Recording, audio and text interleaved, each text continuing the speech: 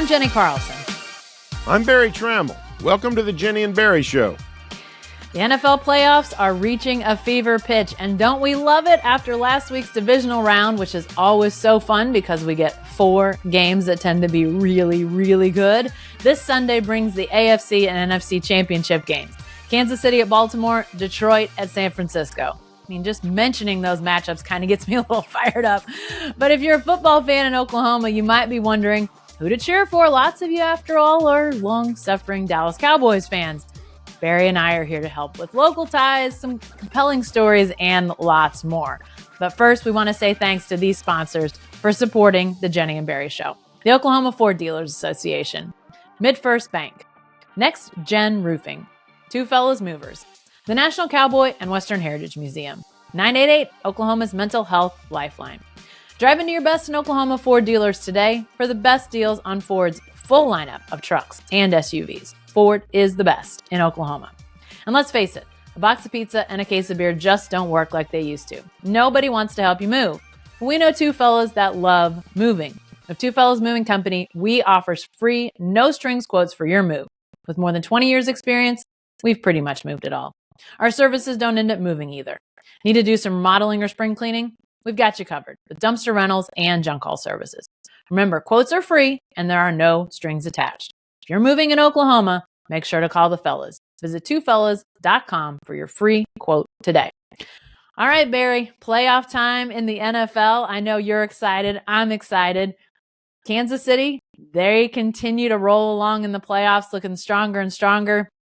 But I'm wondering, is there any fatigue out there about this team? Because they've been the talk of the league for the last few years. And oh, by the way, they've got TS now. Taylor Swift commanding all the attention up in the luxury suites. Is there any fatigue about this team at this point? Let me ask a question that I don't know the answer to, but you might. If I declare some Taylor Swift fatigue, how much trouble is it going to cause me and or us? Depends on what you have to say. Here's my thing about Taylor Swift real quick, and then you can throw out whatever you want. The thing about seeing Taylor Swift on TV, they're going to show fans in the stands regardless. I mean, would you rather see some, middle-aged, maybe older than middle-aged guy who maybe needs to do a few more sit-ups with his shirt off, chugging a beer, or would you rather see Taylor Swift? I think I'll go with Taylor Swift, quite honestly. That's my thing, is that they're going to show fans anyway. Why not her? Now, were you talking about Jason Kelce? Is that who you were talking about? I think because they tried to get them both in the same shot a good part of the time the other night. Would have been fine by me. I would have been fine with that. I got a little bit of Chiefs fatigue. I'm a little bit cynical on this. I've been told that Kelce has bought another house in Kansas City, big house, secluded, well secured, and that Taylor Swift is spending most of her time in KC with him. I guess I'm coming around to the idea that maybe this actually is a real You think it's deal. Fake. You think it's fake. I thought for a long time, I still think a little bit that it might be a little bit of marketing intrigue, marketing brilliance. Bringing two things together like Taylor Swift in the NFL literally could break the world financial markets. They could control all of the world's money. But no, it's okay. I guess I'm just bothered by, for instance, my granddaughter's friend across the street. She's a 15-year-old girl, known her for 7-8 years, known her since she's real little. She comes over the other day, a few weeks ago, regular season. I'm watching Kansas City on CBS. I'm watching Green Bay on Fox. I flip back and forth between the games. What's interesting? What's a commercial? All that. And she's just riveted to the television because of the chance to see Taylor Swift. And every time I switched to Green Bay, she would say, what are we doing? What are we doing? Where'd Kansas City game go? That's the only way it's affected me. But I got to tell you, it sort of does affect me. So, but no, I got a little bit of Chiefs fatigue, and some of it is Patrick Mahomes, and some of it's just the Chiefs' success. I mean, I was pulling for Buffalo just because I wanted to see Buffalo win a Super Bowl. I thought that'd been great. Hardy people of Western New York, and Now you got, Baltimore they've had more recent success than Buffalo, but it's been a while since they've been in the Super Bowl, 10, 11 years, I guess. So got some Chief fatigue. I also think it's great because Kansas City went through its own drought. Yeah. I mean, you're a Kansas girl, you know better than I do. This is a team that went almost a half century between Super Bowl victories. So I'm pleased for the city of Kansas City. I love KC, like the Chiefs' success, like Andrew Reid, but I admit to a little fatigue. Well, and I have to tell you, I was thinking about, as I was watching that game between Buffalo and Kansas City last weekend, sort of struck me that Buffalo is in the place that, I mean, they're not the first team that this has happened, but and we've even had situations here locally when you look at OU and OSU football. OSU football is in the middle of one of its best stretches of all time when you think about the Mike Gundy era. And yet, because of how good Oklahoma has been during that stretch, you just lose sight of how good OSU has been from time to time. And it felt a little bit like that watching the Bills fall short of beating Kansas City again in the playoffs. Just how good that Bills team is and will continue to be for the foreseeable future with Josh Allen and the rest of those guys. But, coming up against Kansas City, they've had to go to Kansas City for those games in the past.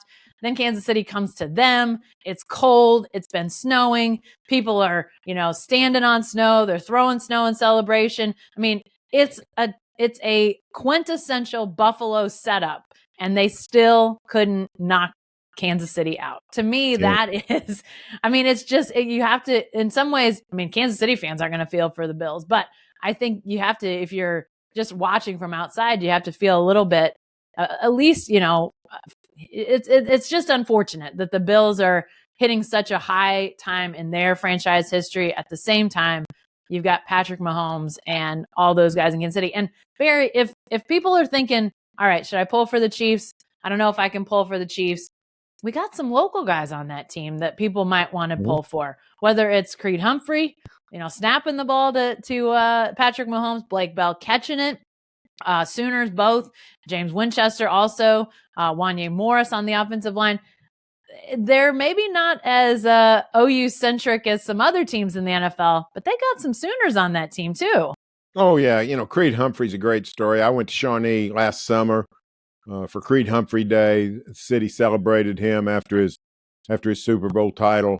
I was in Shawnee Tuesday, actually, of this week, and talking to people, and they just loved, they just hold Creed in such high regard. And he's done such a great job. He's headed to a meteoric career. Has a chance to be all kinds of things, all pro, longtime star. So it's going great for Creed Humphrey.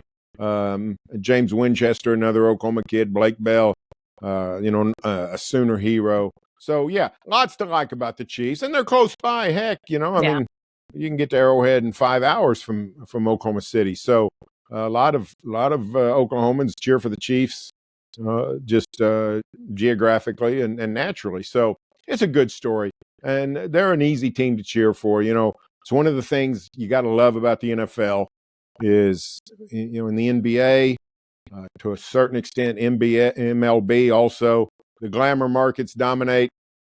In the NFL, a place like Kansas City, a place like Green Bay, those kinds of places can have great teams, sustain those great teams, win Super Bowls, and it's nothing that New York teams or Los Angeles teams can do about it. I thought it was interesting. I don't know if you saw the numbers, but the viewership for that Buffalo-Kansas City game over the weekend, I'm going to misquote the numbers, so I'm not going to throw it out there, but somebody did the math, and apparently the total viewership for that playoff game, that was such a good game to finish out things, that the viewership was all of the World Series games viewers combined this last year was less than that playoff game. So You're exactly right, Barry. Those two teams, they aren't in metro areas, or they aren't in big metro areas. They aren't in the mega, markets, not the New Yorks, not the LAs, not the Miamis. Buffalo's smaller than Oklahoma City in market wise. Yeah, no doubt. Yeah.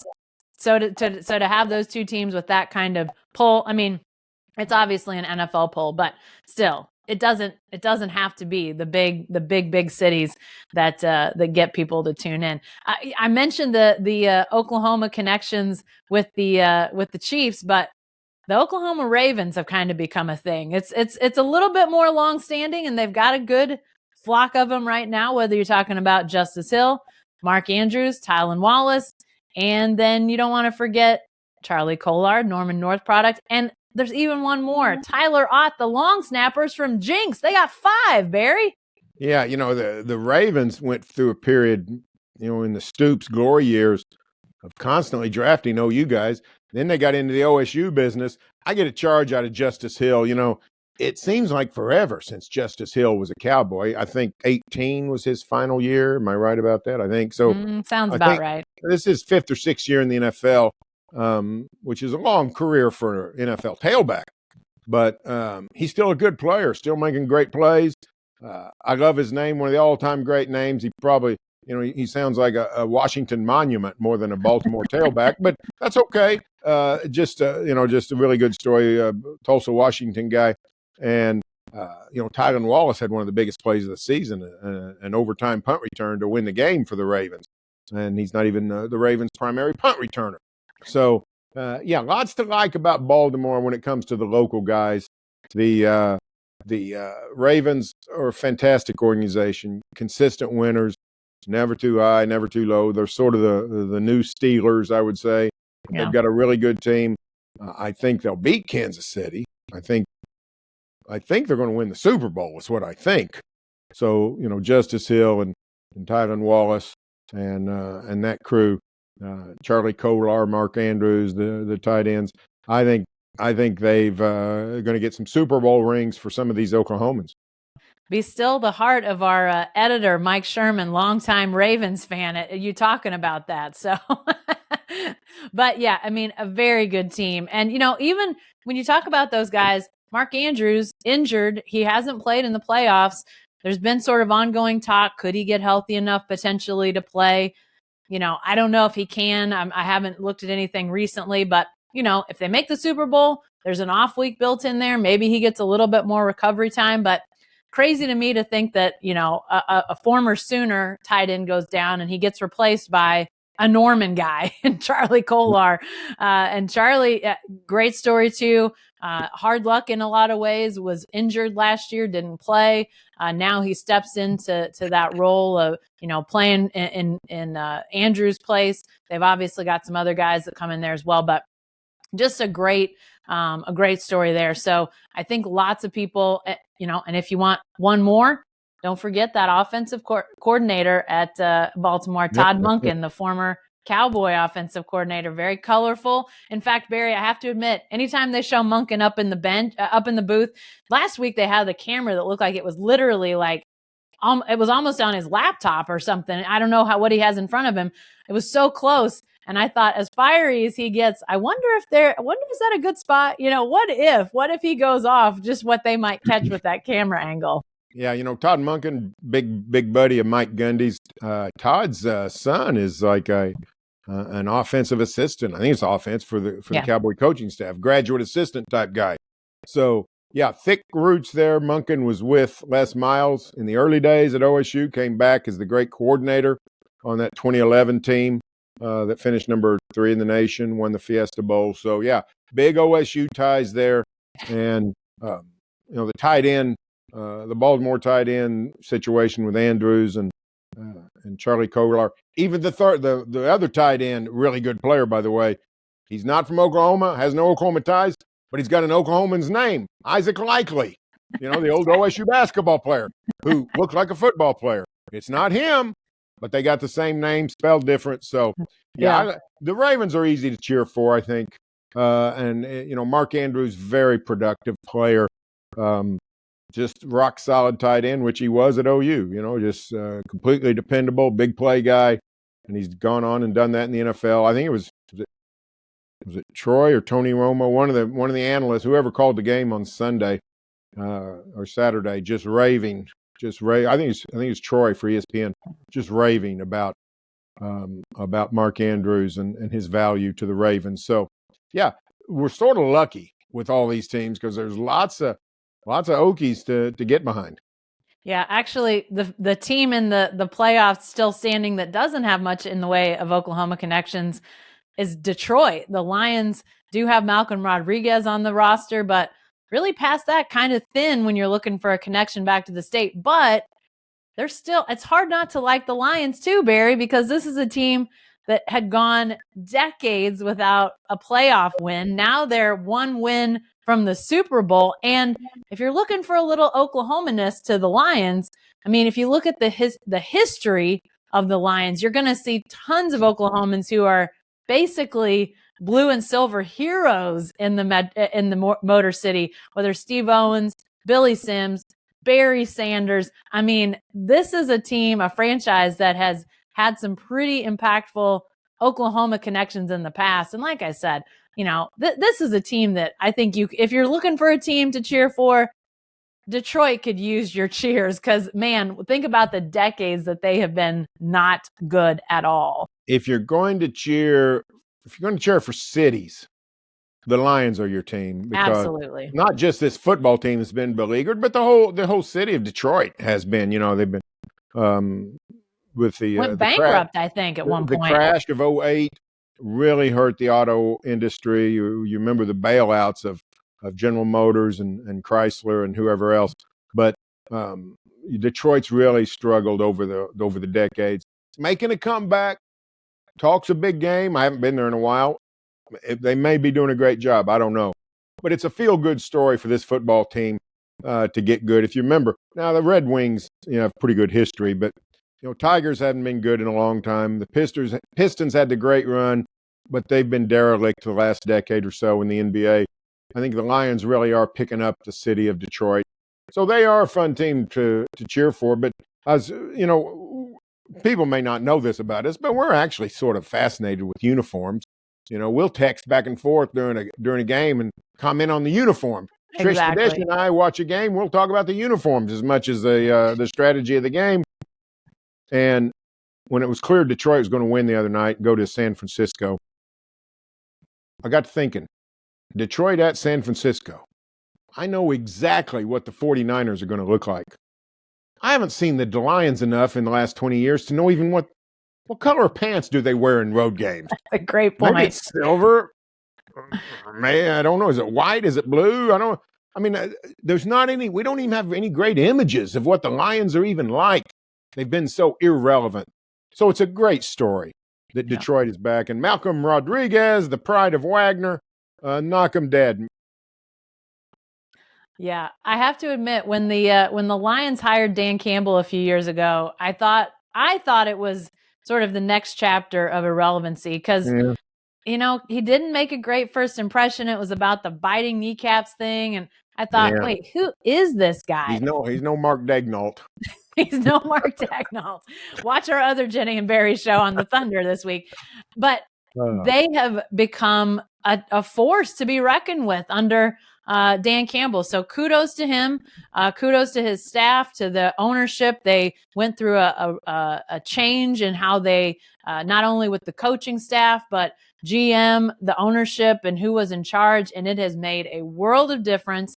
They are a great team this year and look to be a team that's going to be good for quite a while. I mean, this does not look like a team that is going to be a flash in the pan sort of thing. I mean, obviously had one of the best quarterbacks in the league, Matthew Stafford. They trade him away, and here they are. I mean, here they are, one win from the Super Bowl. So just an unbelievable turn. And, you hear the stories of, longtime fans, having tickets for decades and never getting to see a playoff win. Now they've seen 2 in consecutive weeks, people openly weeping in the stands as the Lions win those games.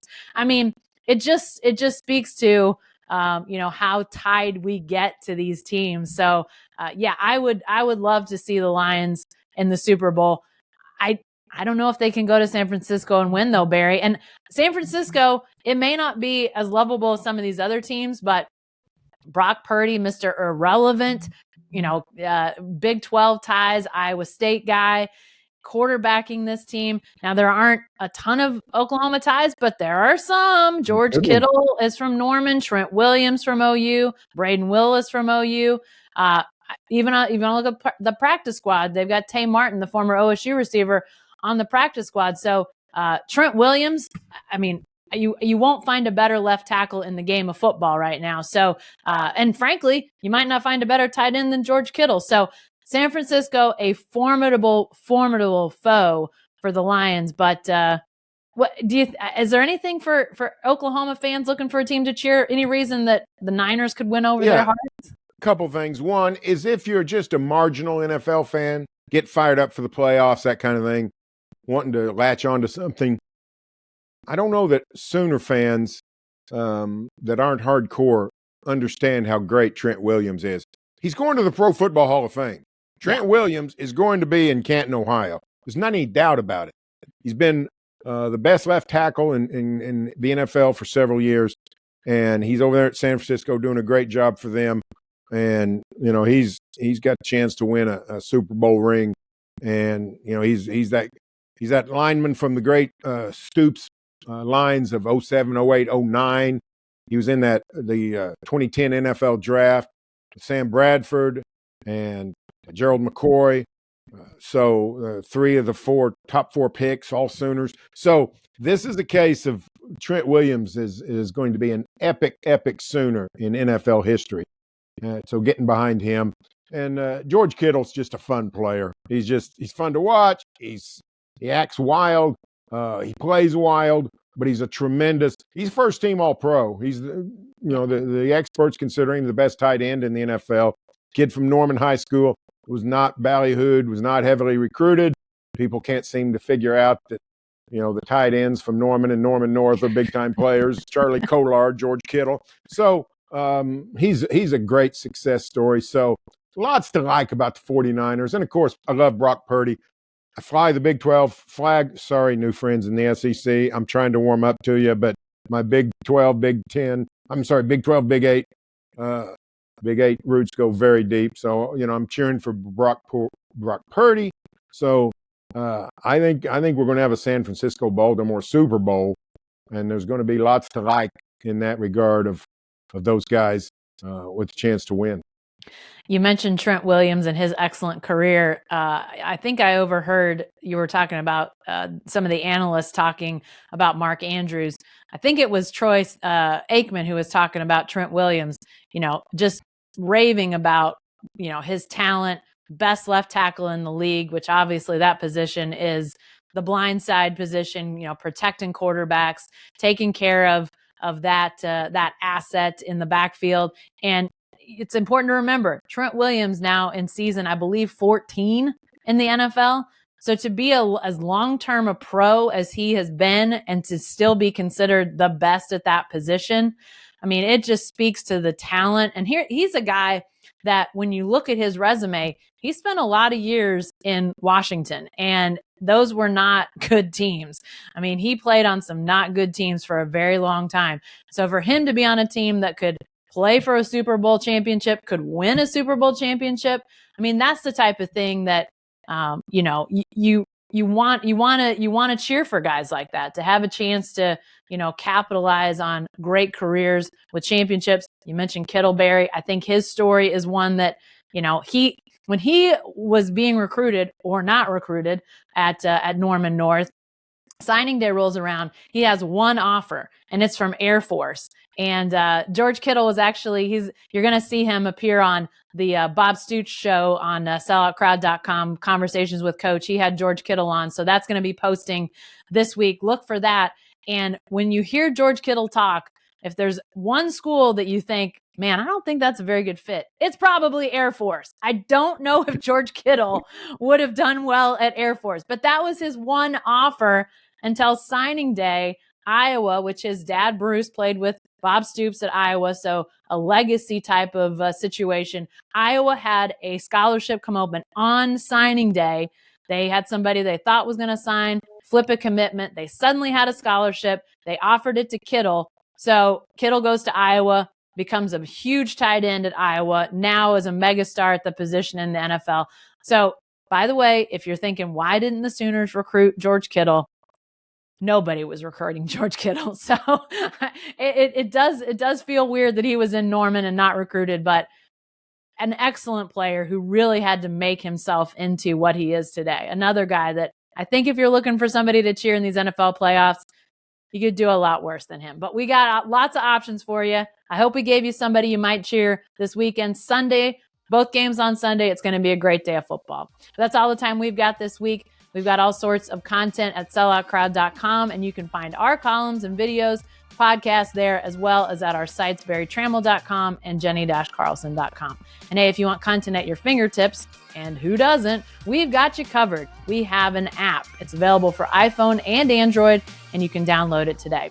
If this happens to be your first time hearing or watching us, be sure to subscribe to our show on YouTube or your favorite podcast app. And if you like what you hear, please leave us a review. Thanks for joining us, and we'll see you next time.